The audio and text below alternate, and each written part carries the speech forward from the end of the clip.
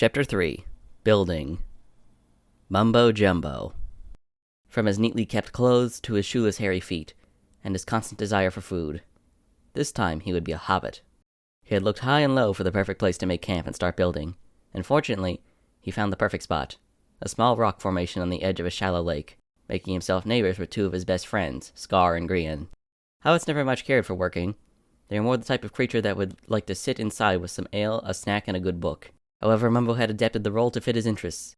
He had more aspirations than any normal hobbit. His little hole in the wall was just the start. He wanted to build a massive tower that would be the literal beating heart of the jungle he was in. How would he make that literal? By building a working heart out of gold, of course. Ren Dog.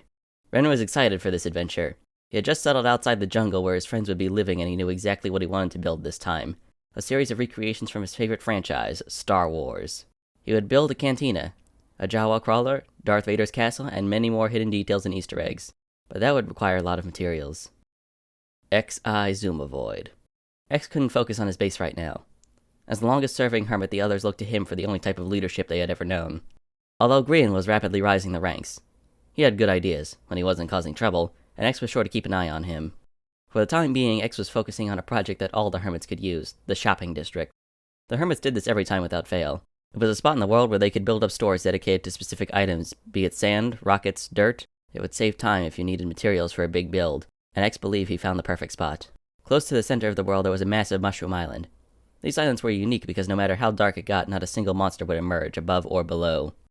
No creepers jumping them and blowing up their walls, no skeletons shooting them off scaffolding. It was perfect. This island would be the heart of the hermit economy. The island itself smelled a bit weird, like wet mushrooms, and giant mushrooms tall as a house littered the landscape. The only face around for miles was that of the peaceful mooshroom, a cow-like creature covered in organic mushrooms. The mycelium on the floor was sticky and a beat-up purple with small particles floating off the ground. No one knew what the particles were, but no one took their chances on finding out. The hermits didn't like to question what worked. Gah! A familiar scream sounded.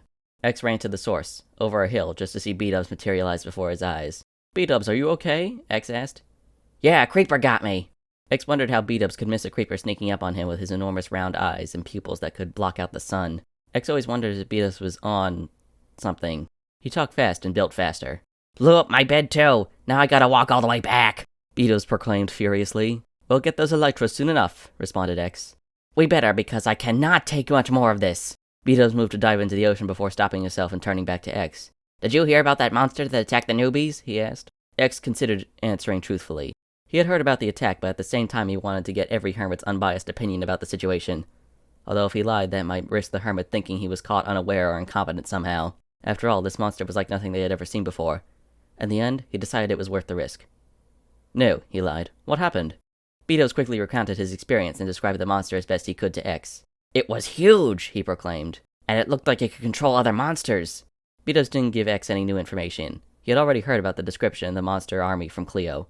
But B-dubs seemed to be panicked. Although this was not a new emotion for him, X decided to try his best to comfort him. Perhaps it was an ancient creature, once thought to be extinct. X reasoned that trying to ground this seemingly all-powerful monster in nothing more than that of a withered-up dinosaur would reassure B-dubs that this monster was nothing to fear. He was mistaken. I don't care what it was, B-dubs shouted. It was like nothing we've ever seen before. X decided to switch gears to basic patriotism. The hermits look out for each other, B-dubs. You have nothing to fear.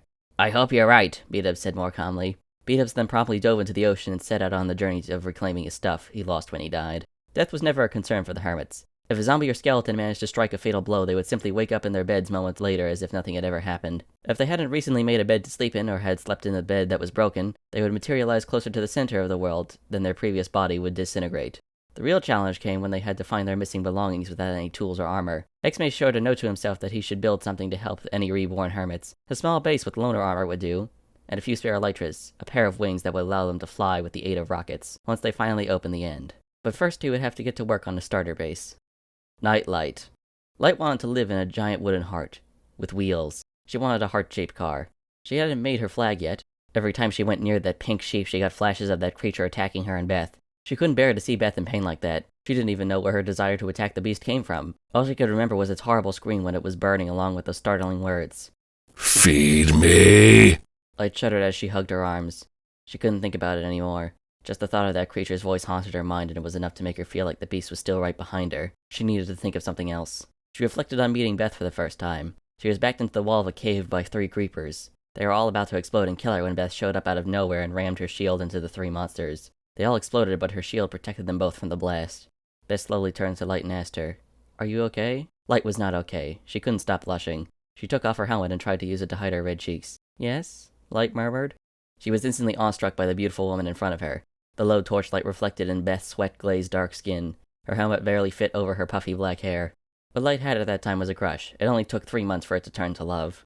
They moved their houses next to each other in the woods, so they saw each other every day. If you could call what Beth had a house. It was more of a blob made out of 3 different types of wood.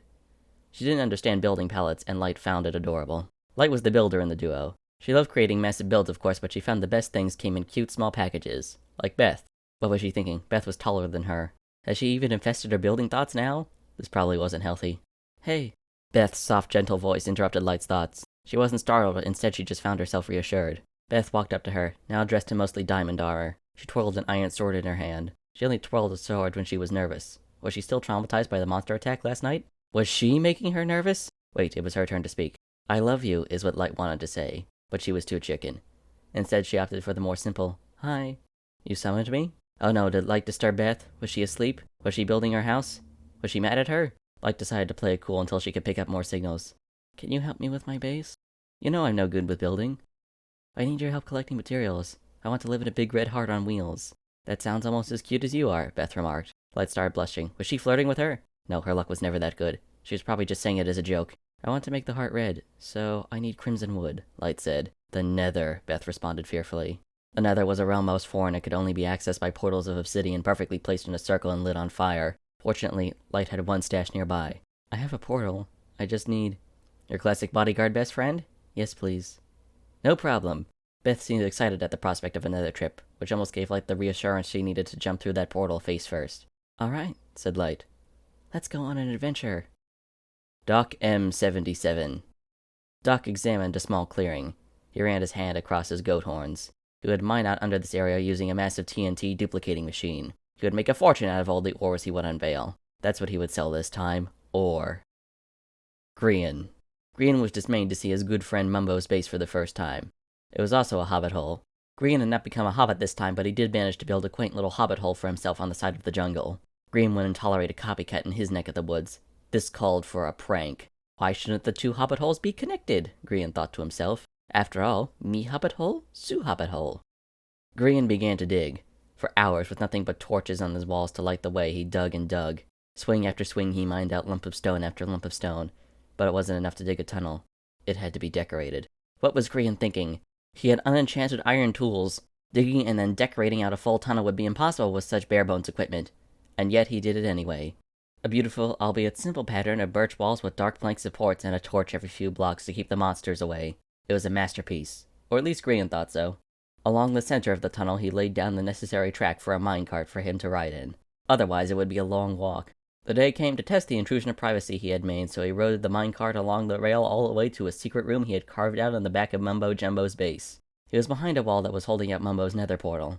Grian couldn't wait to see the heart attack Mumbo was going to have when he eventually discovered a whole secret decorated tunnel had been hidden behind his base. Grian patiently waited for Mumbo's footsteps to appear back in his hallowed halls. And sure enough, they soon arrived, back from a mining adventure. "Oh dear me," said Mumbo, his British accent showing.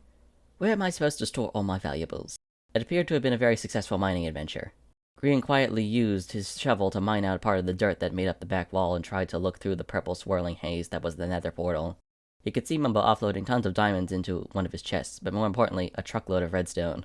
Redstone is a key component in making any sort of machine or an automatic farm, and Mumbo seemed to be one of the few people in the world who knew how to properly use it. Grian tried to count the amount of diamonds Mumbo had brought with him. Something around 10 or 12. Mumbo turned around to sort his list valuable materials, which was when he spotted Grian. "What?" was all Mumbo could say, thinking he was hallucinating. Before Mumbo could get his bearings, Grian quickly shoveled the dirt back in its place and made a dash for the minecart. Mumbo Jumbo broke through his own wall to give chase, but Grian had already disappeared down his long tunnel, leaving the redstone extraordinaire no choice but to craft a minecart of his own and pursue him. Grian arrived back at his own base moments before Mumbo could catch up. He took a moment to admire his handiwork. His own hobbit hole was not too far off from Mumbo's. It had the classic pale yellow birchwood look with dark oak supports, just like his tunnel. Lining the walls was a series of chests that was his cluttered mess of a storage system. When Mumbo dismounted his minecart, another "what?" was all he could get out. "Pretty great, right?" asked Grian. When did you have time to build all this? Let's just say I was supposed to be getting villagers. Cheap labor won't abduct itself. Mumbo was impressed that Grian had managed to construct such a thing so early on. Of course, this was not out of character for his good friend Grian. Well, what am I supposed to do with the tunnel now? Mumbo asked. Already thought of that, responded Grian. Check this out. Grian quickly pulled out a piece of paper and wrote something down on it before pulling out a minecart with the chest inside and placing it down onto the rails. He set the paper inside the chest and kicked the minecart down into the tunnel and sent it on its way to Mumbo's base. Messaging system, Grian said simply. Grian, you do realize you could have just told me what was on the paper. Yeah, but that defeats the purpose. Tango Tech. Tango had settled on an island. It wasn't terribly large, but he'd work on that later.